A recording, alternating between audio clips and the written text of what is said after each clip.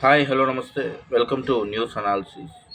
ఇవాళ మనం చర్చించబోయే అంశం డిప్యూటీ సీఎం బట్టి విక్రమార్క ఇంట్లో మంత్రులు భేటీ అయ్యారు. సో ఈ వార్త చాలా సంచలనంగా మారింది. డిప్యూటీ సీఎం ఇంట్లో మంత్రులు ఎందుకు భేటీ అయ్యారు, అది కూడా ముఖ్యమంత్రి విదేశీ పర్యటనలో ఉన్నప్పుడు. దీని మీద పత్రికల్లో రకరకాలైనటువంటి కథనాలు వచ్చినాయి. ఇటీవల సింగరేణి సంబంధించినటువంటి కుంభకోణం జరగడం, ఆ కుంభకోణంలో డిప్యూటీ సీఎం భట్టి విక్రమార్క పేరు ప్రస్తావిస్తూ ఓ పత్రికలో కథనం రావడం మనకు తెలిసిందే. దీని మీద డిప్యూటీ సీఎం చాలా నొచ్చుకున్నారు. ఆయన మీడియా సమావేశం నిర్వహించి ఆ వార్తలని తీవ్రంగా ఖండించిండు, ఆ కథనాన్ని. సదరు పత్రికా యజమాని కూడా లేదు, నేను రాసింది నిజమే అని మరో వారం మరో సంచలన కథనం రాసింది. సో ఈ వివాదం ఇట్లా నడుస్తున్న సమయంలో ప్రధానంగా రాష్ట్రంలో జరిగిన చర్చ ఏంటంటే, ముఖ్యమంత్రి వ్యతిరేక వర్గం అంటే ఎవరైతే ఒరిజినల్ కాంగ్రెస్, ఇక్కడ ఒరిజినల్ కాంగ్రెస్, వలస కాంగ్రెస్ రెండు రకాలుగా విడిపోయినారు. సో విడిపోయినట్టుగా మనకు చర్చ జరుగుతుంది. ఏంటి ఒరిజినల్ కాంగ్రెస్ అంటే, మొదటి నుంచి కాంగ్రెస్ పార్టీలో ఉన్న వాళ్ళు ఒరిజినల్ కాంగ్రెస్. బట్టి విక్రమార్క డిప్యూటీ సీఎం కావచ్చు, కోమటిరెడ్డి వెంకటరెడ్డి కావచ్చు, ఉత్తమ్ కుమార్ రెడ్డి, శ్రీధర్ బాబు, ఇలాంటి వాళ్ళంతా ఒరిజినల్ కాంగ్రెస్ మేము అని వాళ్ళు చెప్తూ ఉంటారు.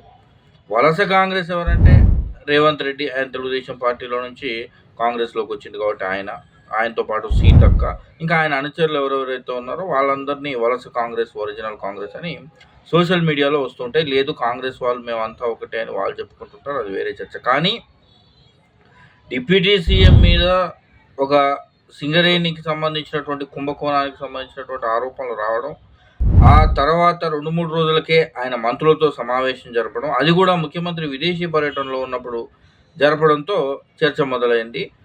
ఎవరైతే ఒరిజినల్ కాంగ్రెస్ పార్టీకి సంబంధించినటువంటి లీడర్లు ఉన్నారో వాళ్ళందరూ అసంతృప్తిగా ఉన్నారు, అందుకనే ఈ సమావేశం జరిగింది. వీళ్ళందరూ తర్వాత ఢిల్లీకి కూడా పోతారేమో ముఖ్యమంత్రి మీద ఫిర్యాదు చేయడానికి అనే వార్తలు, స్పెక్యులేషన్స్ బయటకు వచ్చినాయి. దీన్ని ఖండించారు డైరెక్ట్గా బట్టి విక్రమార్క. అవునండి, ముఖ్యమంత్రి విదేశీ పర్యటనలో ఉన్నాడు, సో నేను డిప్యూటీ సీఎంను కాబట్టి నేను ఒక డిప్యూటీ సీఎంగా విధానపరమైనటువంటి నిర్ణయాలు తీసుకునేటటువంటి క్రమంలో నేను మంత్రులతో సమావేశమైన, అందులో తప్పింది అనేది ఆయన వాదిస్తున్నాడు. శ్రీధర్ బాబు కూడా అదే రకమైనటువంటి ఆర్గ్యుమెంట్ చేశాడు. సో ఏదేమైనప్పటికీ ముఖ్యమంత్రి లేని సమయంలో ఒక భేటీ జరగడం, అది కూడా డిప్యూటీ సీఎం నివాసంలో జరగడం, గణతంత్ర దినోత్సవంలో వీళ్ళందరూ ఎట్ హోమ్ కార్యక్రమంలో భాగంగా గవర్నర్ ఇచ్చినటువంటి విందుకు హాజరై అక్కడి నుంచి అక్కడిగా నేరుగా డిప్యూటీ సీఎం బట్టి విక్రమార్క ఇంటికి వెళ్ళి డిస్కస్ చేసుకోవడంతో ఈ చర్చ మొదలైంది. నిజానికి ఏంటంటే, ముఖ్యమంత్రి ఒకవేళ హైదరాబాద్లో ఉన్నప్పుడు ఈ సమావేశం జరిగి ఉంటే అది పెద్ద చర్చనీయాంశం కాదు. సాధారణ రోజుల్లో ఈ సమావేశం జరిగినా పెద్ద చర్చనీయాంశం కాదు. కానీ రాష్ట్రంలో సింగరేణి బొగ్గు గనులకు సంబంధించినటువంటి కుంభకోణం, స్కాము జరుగుతుంది అనే చర్చ, ఓ పత్రికలో కథనాలు, ఇవన్నీ వచ్చినటువంటి సందర్భంలో డిప్యూటీ సీఎంతో వీళ్ళందరూ భేటీ కావడం, మరి అది ముఖ్యమంత్రికి తెలిసే జరిగిందా, తెలియకుండా జరిగిందా, నిజంగా ఏ విధానపరమైన నిర్ణయాలు తీసుకున్నారు? బట్టి విక్రమార్క ఏమంటున్నారంటే, మేము కొన్ని విధానపరమైన నిర్ణయాలు తీసుకోవడానికే ఈ భేటీ జరుపుకున్నాం అని చెప్తున్నారు. మరి ఏ విధానపరమైన నిర్ణయాలు తీసుకున్నారు?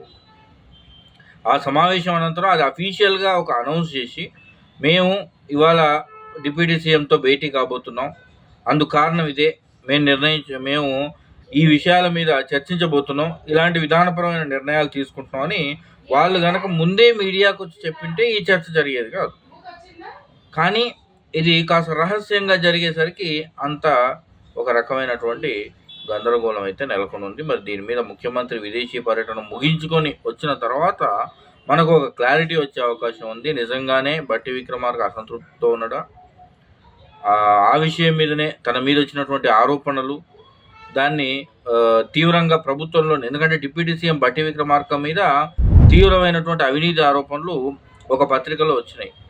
ఒక పత్రికలో ఆరోపణలు వచ్చినప్పుడు ముఖ్యమంత్రి నేరుగా, లేదంటే ముఖ్యమంత్రి కార్యాలయము, లేదంటే ఇతర మంత్రులు మీడియా ముందరకు వచ్చి సదరు పత్రికలో వచ్చినటువంటి కథనాలు తప్పు, మేము ఆ పత్రిక మీద చర్యలు తీసుకోబోతున్నాం, అవన్నీ అవాస్తవాలు అని డైరెక్ట్గా ప్రభుత్వం చెప్పి ఉంటే మరి అది వేరు. కానీ ఎక్కడా కూడా బట్టి విక్రమార్క మీద ఆయన మీద వచ్చినటువంటి వార్తలను ఆయనే ఖండించుకోవాల్సి వచ్చింది. మిగిలిన మంత్రులు కానీ, ప్రభుత్వ వర్గాలు కానీ, లేదంటే ముఖ్యమంత్రి కానీ ఆయనకు పూర్తి స్థాయిలో మద్దతు ఇచ్చినట్టుగా మనకెక్కడా కూడా కనిపించలేదు. దీంతోనే బట్టి విక్రమార్క కాస్త అసంతృప్తిగా, కోపంగా, అసహనంగా ఉన్నాడేమో అనేది అనిపిస్తుంది. ఇక వేచి చూడాలి మరి. ముఖ్యమంత్రి రేవంత్ రెడ్డి ఇక్కడికొచ్చిన తర్వాత బట్టి నిజంగానే రగిలిపోతున్నాడా? ఆయనలో నిజంగానే అసంతృప్తి ఉందా? ఏం జరుగుతుంది? ఏంటి అనేది మనం వేచి చూడాలి.